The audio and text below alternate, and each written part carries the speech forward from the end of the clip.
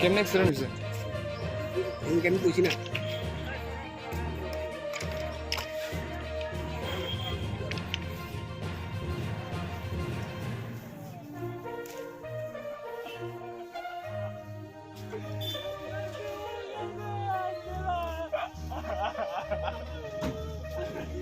ভাই কেমন হয়েছে ঘটনাটা?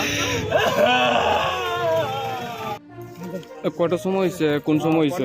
3টা 15 সাড়ে 3টার দিকে হয়েছে। চিন্তা পারছেন? 3:30।